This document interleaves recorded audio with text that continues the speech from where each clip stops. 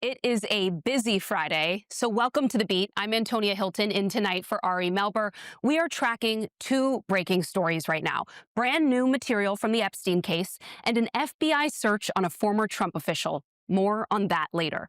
But we start with an explosive drop from the Justice Department just hours ago, releasing transcripts and audio from July interviews with Jeffrey Epstein's associate, Ghislaine Maxwell, who is serving, of course, 20 years after being convicted of sex trafficking.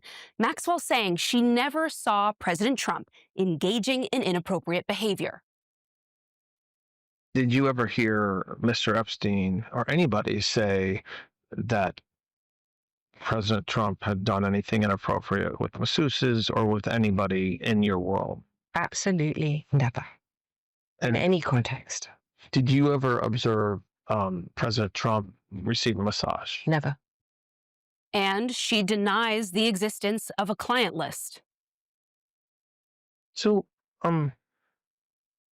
there's been a lot of conversations about whether Mr. Epstein maintained like a list of people, like a book of famous people that he knew, like it's called a black book or a client list or a list. Did you know of the existence of any such list? There is no list. We'll start with that. The genesis of that story, I can actually trace for you from its absolute inception, if that is what you're interested in. She also claims she never saw Epstein taking photos of people for blackmail. Did you ever, how about photographs? Did you ever observe Mr. Epstein or anybody around him take pictures of anybody in compromising positions with women or with anybody? No. Did you ever hear, when you were present for conversations that Mr. Epstein was having or others were having, anybody accuse him of blackmailing them or of trying to extort them because of something Mr. Epstein knew?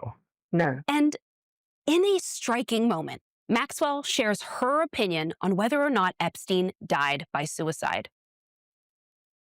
So you think he did not die by suicide, given all the things we just talked about? I do not believe he died by suicide. No.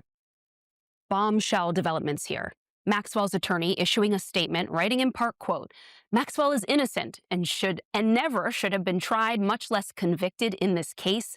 The materials newly released by the Department of Justice make this clear." Also thanking President Trump for his, quote, "commitment to the truth and refusing to cave to the mob." Joining me now is Nancy Erica Smith, renowned civil rights attorney who has represented numerous victims of sexual harassment, and Emily Bazelon, legal writer with the New York Times Magazine. It's great to have you both. Nancy, I will start with you. As we were playing some of that sound, I could see out of the corner of my eye that you were already starting to react. So I just want to let you go. What is your initial impression of Maxwell and what we've learned from this so far? What we've learned is that Todd Blanche, Trump's personal attorney, one of many he's installed in our Department of Justice, had a cozy little conversation with somebody who's a convicted sex trafficker and asked her questions as if she's not a liar and a sociopath. And she attacked the victims. She did what Weinstein and Ailes and Combs and other incredible violators of women have done. She says, well, why did they come back? Well, these were young, very young girls. They have testified at length. And they've answered that question. They have answered that question. It's outrageous that we're supposed to believe that Trump's lawyer has now gotten to the truth after a jury, after a trial, has found Ghislaine Maxwell guilty of sex trafficking beyond a reasonable doubt. It's outrageous that the DOJ would attack its own conviction. And they are talking about subpoenaing the Clintons and Bill Barr. Let's have the victims testify in Congress. Let's have Maureen Comey, who prosecuted Maxwell and Epstein. She really knows the facts. I have no confidence that anything this DOJ is going to release is going to be truthful. Their job is to protect Trump, not the American people. They've made that clear over and over and over again. His personal lawyers in New Jersey, his personal lawyer has been found to be unqualified, and she's still the U.S. attorney in our state. Todd Blanche, his personal lawyer. Bondi, who protected him and campaigned for him and has close ties to him. We can't trust this DOJ. They represent Trump, not us. So this is just more whitewashing to cover up his incredible closeness to a sex trafficker. And it's we've talked about it on our air many times now, but I mean, Todd Blanche actually went on a podcast with Ghislaine Maxwell's personal attorney. That relationship goes back a while and is more than just sort of casual acquaintances. Emily, I want to play some sound for you. We of course, we're just talking about the victim blaming here. And some of the comments Ghislaine Maxwell made over the course of these interviews were really eyebrow raising. I want you to take a listen to one section in which she describes never seeing an unhappy masseuse. I saw him with lots of masseuses. I never saw a single masseuse ever look unhappy or not come back or whatever. So based on my observation, I don't think that if you are being raped, as now he's like this prolific, I just can't imagine why you would. It's not what you observed at the time. Not at what I observed at the time, no. Emily, what do you make of the comments Ghislaine Maxwell made there, implying that all of these women must have enjoyed the job, they brought themselves back? I mean, we know because we have had victims come and describe this in painstaking detail, the way in which they were manipulated, harmed, abused.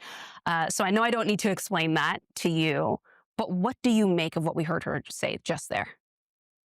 I understand why it's in Ghislaine Maxwell's interest to minimize everything here, because she's been convicted of serious crimes in relation to all of these accusations. So if she makes it sound like nothing bad happened, then that helps her with her appeal. And surely she's hoping for some kind of pardon or some relief from President Trump.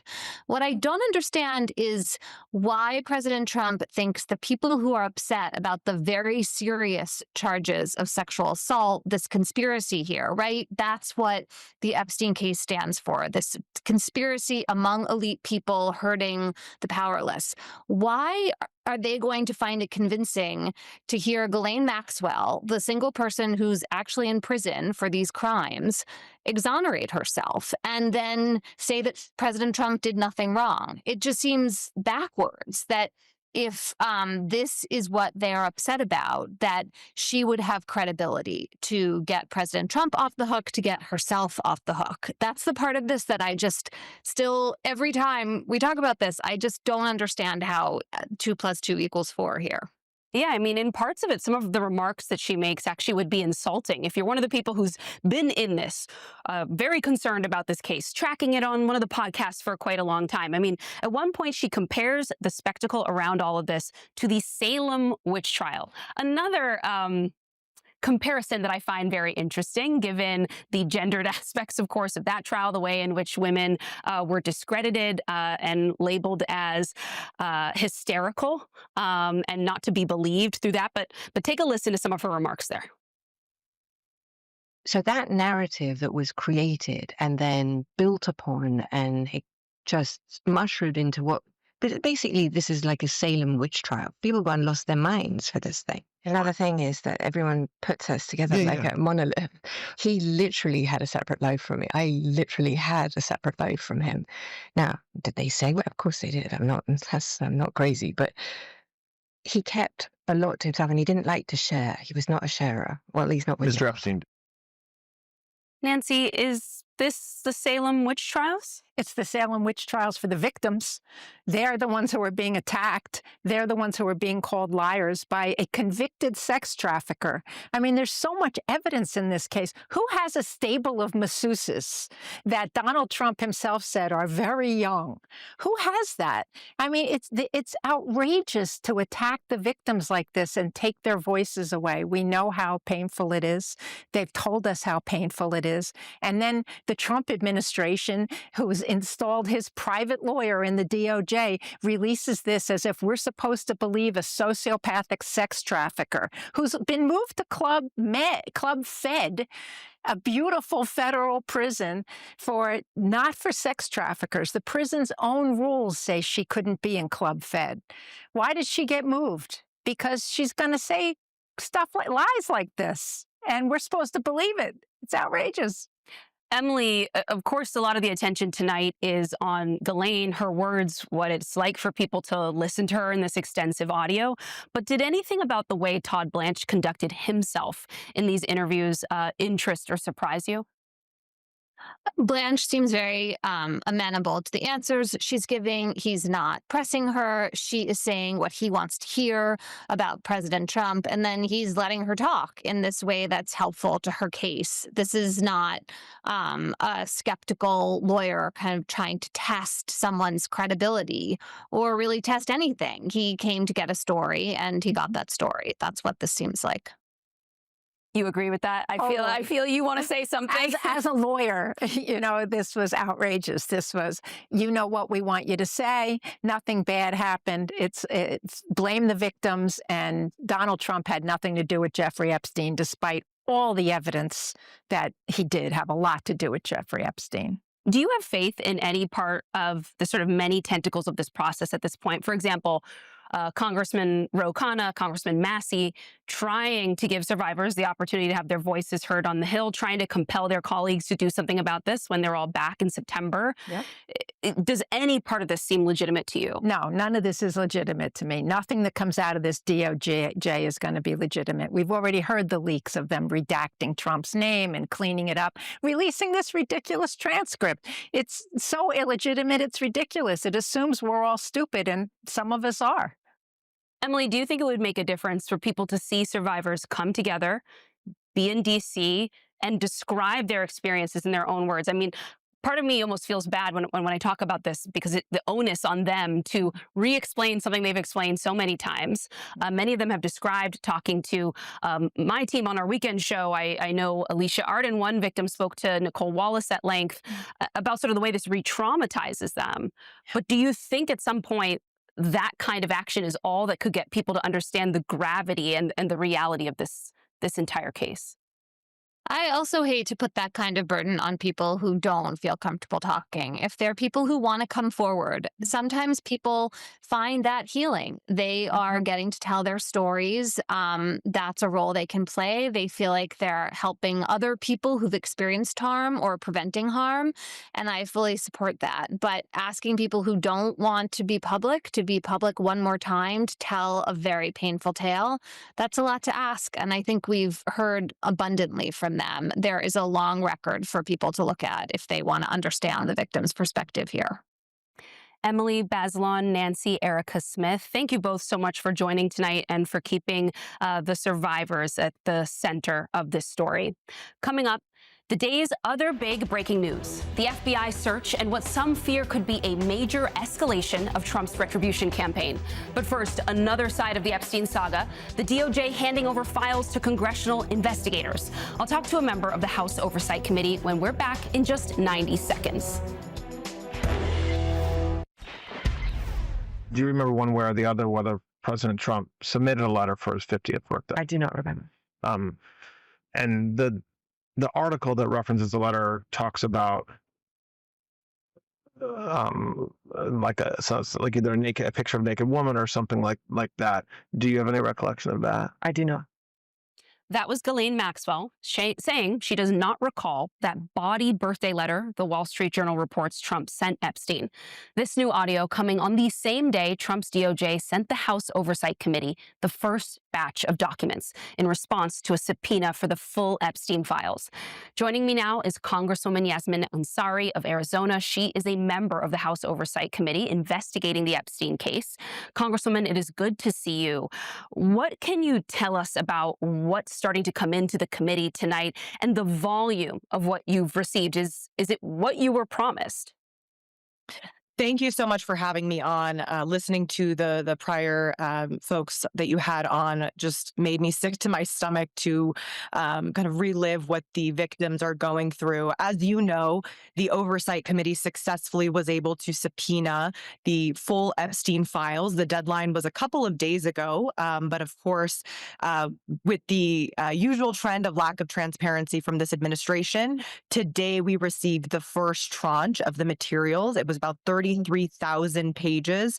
I've been in touch with committee staff and committee leadership who made it clear that it was just 1 hour ago that they were able to download the entirety of the files. And now what's about to happen is our legal counsel and anyone on our committee who would like to can review the files in full. And I think this is incredibly important because I will speak for myself and that I don't trust this Department of Justice that has gone from Pam Bondi telling us she has the full files ready to be released on her desk several months ago to the president calling this entire thing a Democratic hoax to now the complete reluctance and, as you know, shutting down of Congress to avoid the inevitable, which is to release these files. So I intend personally to work with staff to review these files, but it is just the first tranche. And then we need to see what's in there, what has been redacted, there are cases in the past with subpoenas like this where we've seen the Trump administration during the first term submit lots of empty pages. So there's going to be a lot to go through, and Democrats on this committee intend to do so in as much detail as possible. Can I ask, what do you make of Maxwell's interview, the transcripts, the audio that we've received just hours ago today? There are several interesting revelations. Whether or not they're credible, I think is sort of up for question. But, she says she does not believe Epstein committed suicide, something that's been at the center of a lot of the conspiracy theorizing in this country that drove the push for all of this to happen in the first place. She describes basically saying that there was no blackmail operation. She downplayed Trump and Epstein's relationship. As you listened to her in whatever parts of this you've been able to go through, what were your impressions of her as a witness? Ghislaine Maxwell is not a credible witness. I mean, the entirety of this interview, the fact that Trump's former personal defense attorney, Todd Blanche, now an AG, is the one who went to interview Ghislaine Maxwell, a convicted sex predator, a child trafficker, a literal convicted monster. Obviously, she wants a pardon. Obviously, she says nice things about the president, who was in her social circles and friends with Epstein for decades. None of this is giving me any reassurance whatsoever. I don't see it giving any American anywhere reassurance whatsoever. I mean, when you listen to even people like Joe Rogan saying there's a reason that Ghislaine Maxwell is in prison, and it's because she trafficked kids. And what we need to know is who she trafficked them to. And that is what we need to get to the bottom of. We need justice for the victims, and we need to hold the perpetrators accountable. And at the end of the day, anything that comes out of Ghislaine Maxwell's mouth, it's imperative that Americans remember that this person is a monster. She's convicted of these crimes, and she's looking out for herself. She wants the best outcome for herself at the end of the day, an easier sentence, and to move on with her life. And we cannot let that happen. Earlier today, your colleague, Congressman Krishnamurti, said that he found the timing of all of this today to be pretty interesting. You have the search this morning of John Bolton's home on the day that lawmakers were expecting to receive all of this. Did you find the timing from this administration to be suspect? The Trump administration is the most corrupt administration in American history. Everything that they do is suspect, and everything that they do is a distraction from something else. Every week, we come into a week expecting a couple of insane things to happen, and then so many others happen because Donald Trump is the king of distraction. Why are there paramilitary forces on the streets of Washington, D.C., terrorizing people and destroying the economy for local small businesses? Why did we just give ICE $170 billion and now they're making decked out vehicles for themselves? The economy is not in a good place. Healthcare is being ripped away from 17 million Americans. And as you just noted, Donald Trump is again going after his political opponents. Ironically, this is somebody, John Bolton, who was on his team. But he's an authoritarian. This is a dictator. I'm the daughter of two immigrants who fled an authoritarian regime. And every single thing that this administration has been doing since January, from going after the press to going after the media to universities to political opponents, is authoritarian at its absolute worst. And so it's important to remember the grand scope of things that are happening, the corruption and the authoritarianism. And this case falls well within that. Congresswoman Ansari, thank you for joining tonight. I'm sure our team will be looking to you for more insight as you start to get your hands on some of the material that your team's just processing this evening. Thank you. Coming up, more of Ghislaine Maxwell's extraordinary flattery of Donald Trump right before she got moved to a more comfortable prison. But first, special guests on the FBI searches targeting a top Trump critic and J.D. Vance's revealing comments about the probe. I'm not a fan of John Bolton. He's a real sort of a lowlife. I thought he was a very dumb person, but I used him well. Stupid people like a John Bolton. He's a stupid guy. Now to what some fear is a dramatic escalation in Donald Trump's long-promised retribution campaign, targeting his political opponents. This morning, the FBI searching the home and office of former Trump National Security Advisor John Bolton. This was the scene outside Bolton's home in Bethesda, Maryland. The FBI arriving at the residence just before 7 a.m. They were there for about 7.5 hours. Compare that to the 9 hours spent searching Trump's sprawling Mar-a-Lago property in 2022. The FBI also conducted a search at Bolton's office in Washington today. The Bureau says this is all part of a, quote, national security investigation in search of classified records. A judge had to sign off on these search warrants. We have not seen the warrants yet or the evidence gathered from Bolton's home or his office. A source close to Bolton, though, saying, quote, it's retribution, pure and simple. Bolton has been a frequent and vocal critic of Trump since 2020. I don't think he's fit for office. I don't think he has the competence to carry out the job. There really isn't any guiding principle that I was able to discern other than what's good for Donald Trump's reelection. What he was capable of was on a daily basis doing something more and more outrageous than he had done the day before, all to the same end of staying in power. I think when you challenge the Constitution itself the way Trump has done, that is un-American. Do you agree with Mark Milley that Trump is a fascist? You know, I don't think he's smart enough to have an ideology. In December, Bolton penned this op-ed bashing Kash Patel, saying that as FBI director, he would operate according to the secret police's comment to Joseph Stalin, "Show me the man and I'll show you the crime." Patel named Bolton on his deep state list from his Government Gangsters book, published in 2023, which Bolton was recently asked about earlier this month. You're obviously on his enemies list, at least Kash Patel's enemies list. Are you worried that they're going to come after you in some way? I mean, he's hinted at it before. Well, I think he's already come after me and several others in withdrawing the protection that we had for from the Iranians for the attack on Qasem Soleimani. So I think, and I said in the new forward to the paperback edition of my book, I think it is a retribution presidency. And Trump this morning claiming he had no knowledge that this was all happening, despite being the nation's chief law enforcement officer. No, I don't know about it. I saw it on television this morning. I know nothing about it. I just saw it this morning. They did a raid.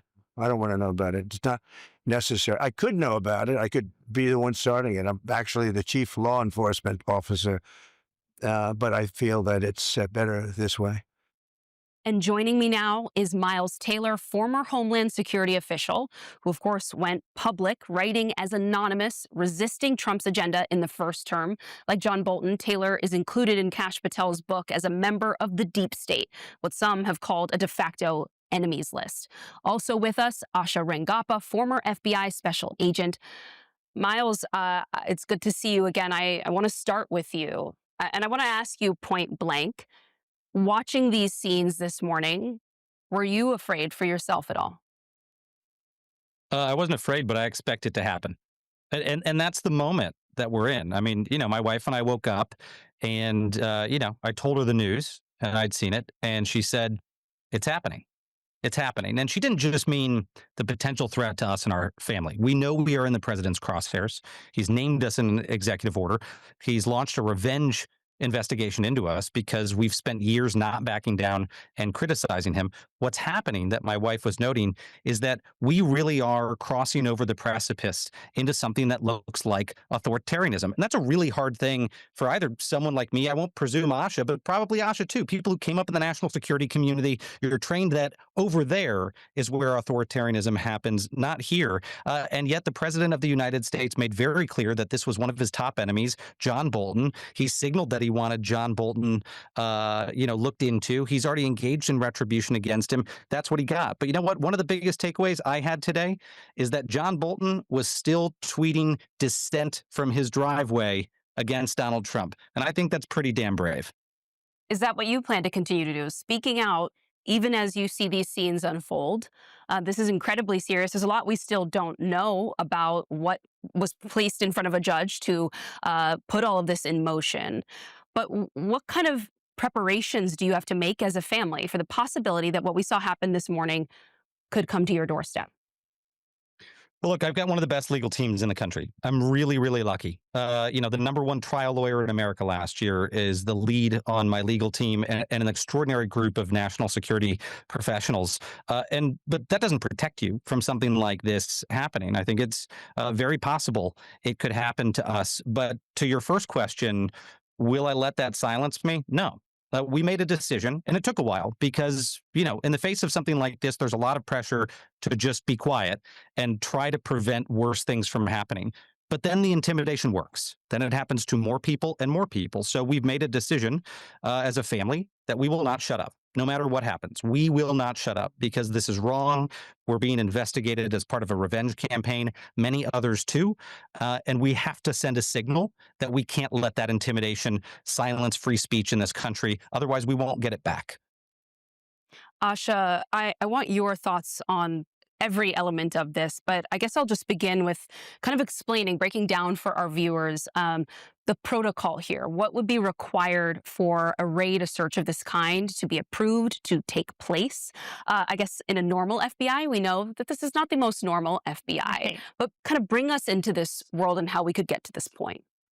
Yeah, so in order to obtain a search warrant, the Department of Justice, an FBI agent would submit an affidavit under oath that there's probable cause to believe that evidence of a crime exists in the specific places that they're searching.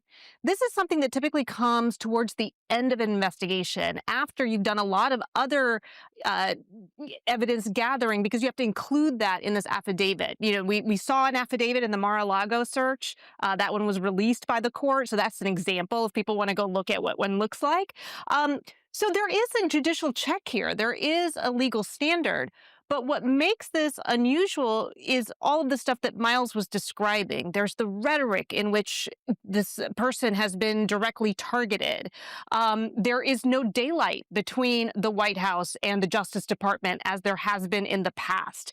You have Trump saying, I don't know anything about it. That would be a normal thing for a president to say. But did you buy it?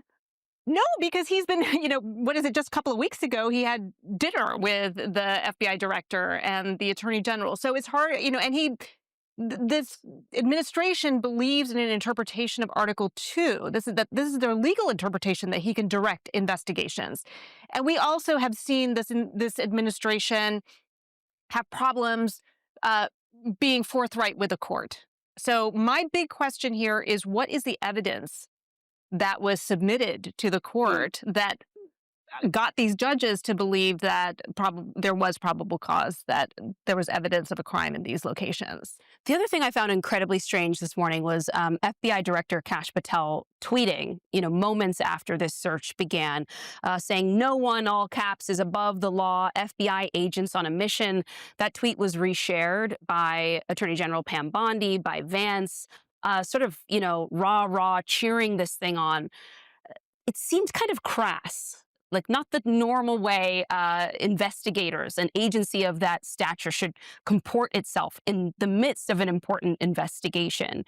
Did you find that strange? And what does that kind of behavior tell you about where our FBI is? Yes, well, it definitely wouldn't meet the professionalism standards of the any prior DOJ or FBI. It also suggests that there's a theatrical component to this. That this is also about spectacle and about creating a perception. And I think on that front, the proof in the pudding is going to be, did they actually get evidence after they did the search? And more importantly, will they actually bring charges? Because as I said, this is typically something that comes later. And if they bring charges, then we're going to see what this evidence is. And then Mr. Bolton will have actually a chance to potentially suppress that evidence, saying that this was a politically motivated investigation or something. But if that doesn't even happen, it does raise questions on whether all of this was simply a form of political theater that was done for political reasons. Miles, what would you say to someone, because we've seen some of this reaction today, people who disagree with John Bolton's politics, his hawkishness, his actions in past administrations, having a hard time feeling sorry for him as his home was searched this morning. There are people who, of course, disagreed with you ever being part of the first Trump administration.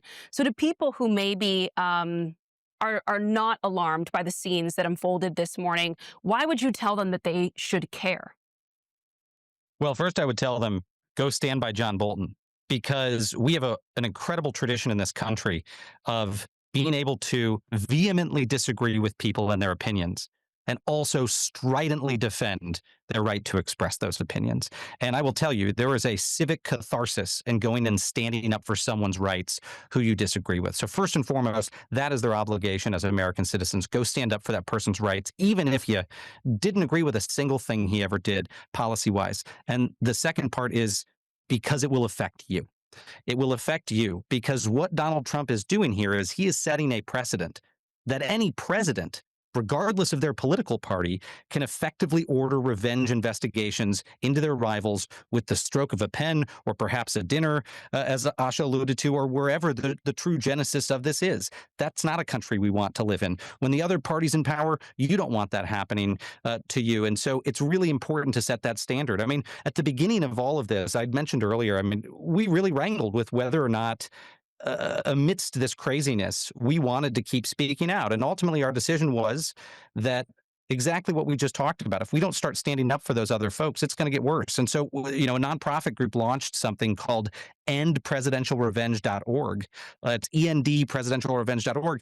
Nonprofit group called Whistleblower Aid, and our family's benefiting from their legal defense fund to protect people. But they launched this because they anticipated there would be a flurry of people targeted by this president and this White House with the tools of the executive branch to punish them and to make sure that they're not cowed into silence by the inability to pay for lawyers, by the inability to protect themselves. And to me, that's really, really important that we go offer that moral support for folks, but we also go have their backs when there is an apparent revenge investigation into them, because it affects all of us.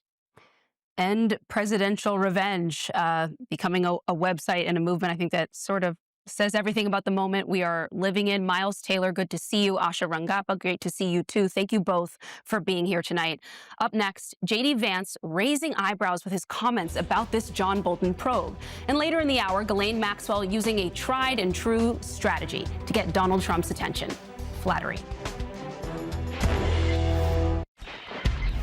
It seems to fulfill John Bolton's prediction that Donald Trump's administration would be consumed with revenge and retaliation against his critics. We know that this Department of Justice views itself as completely subordinate to the president.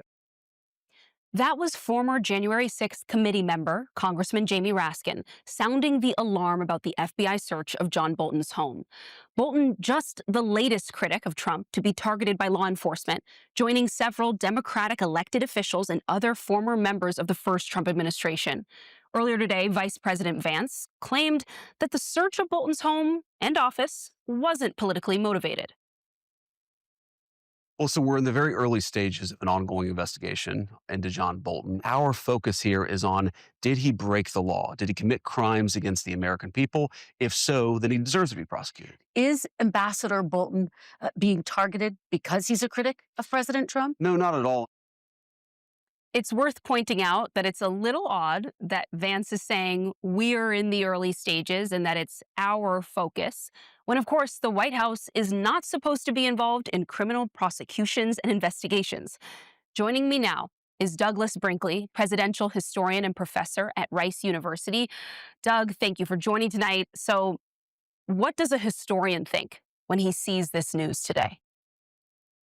Well, it clearly is Donald Trump on a revenge tour. He's made it clear he's going to do that. He's stripped the national security clearance away from scores of national, foreign policy veterans, particularly those that were in the Biden administration. But John Bolton is a burr in the saddle of Donald Trump. They really had a nasty fight when Bolton published his memoir in 2020. And the first Trump administration tried to make sure that it didn't get published. It did. There was a feud about it having classified information. And then Bolton has gone on to double, triple, quadruple insulting Trump or critiquing him.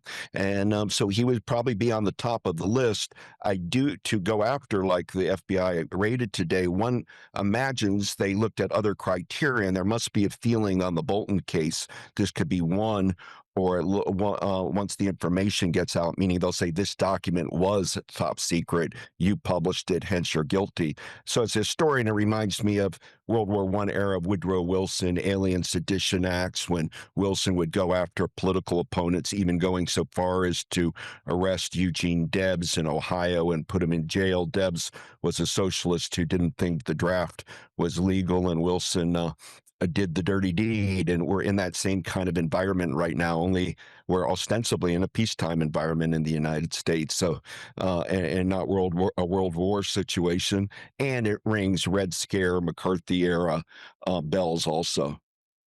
You've spoken in the past about this presidency as a kind of spectacle reality television set almost.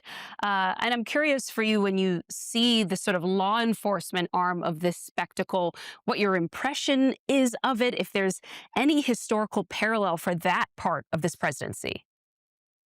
Well, as we all know, Richard Nixon in the late 60s, early 70s went after his opponents, not just with enemies list, but he would sick the IRS on people. He would bug nonprofit groups, anti-war activists, civil rights activists. It was quite heinous. But all of Nixon's men, so to speak, went to jail. Haldeman and Ehrlichman and Colson, Attorney General Mitchell went to prison. This time around, Donald Trump is still seething about the raid at Mar-a-Lago. He was able to get that behind him.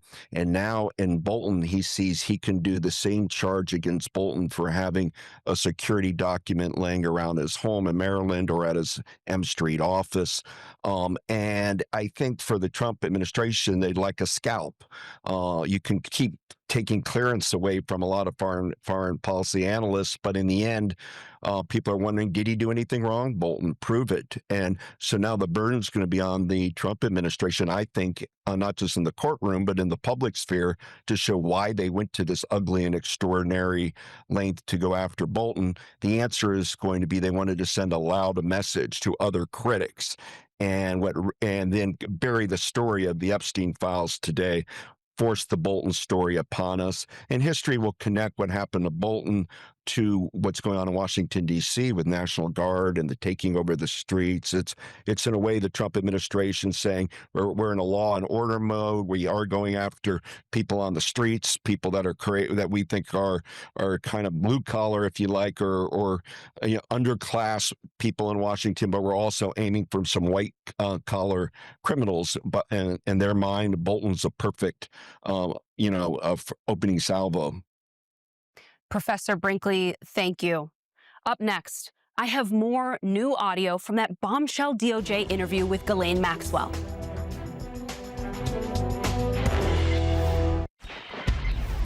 We have more tonight as the Justice Department releases tapes from their interviews with Jeffrey Epstein associate and convicted sex offender Ghislaine Maxwell. Maxwell often praising Donald Trump during the hours of questioning.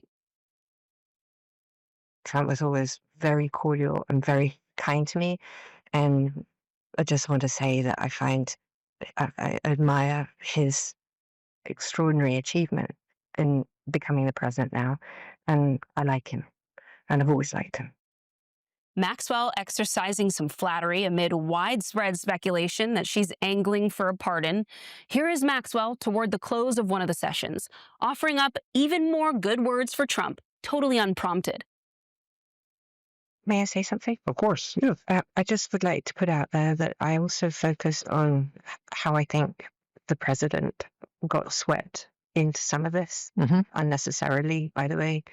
And I'm not a conspiracy theorist, and I certainly don't subscribe to all of everything that I see.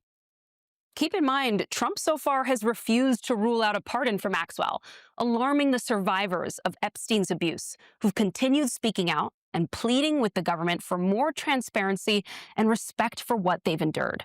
We're going to be right back with one more thing. So that does it for me on this very busy summer Friday. We're going to be covering all this breaking news, though, tomorrow on the weekend primetime, starting at 6 p.m. Eastern.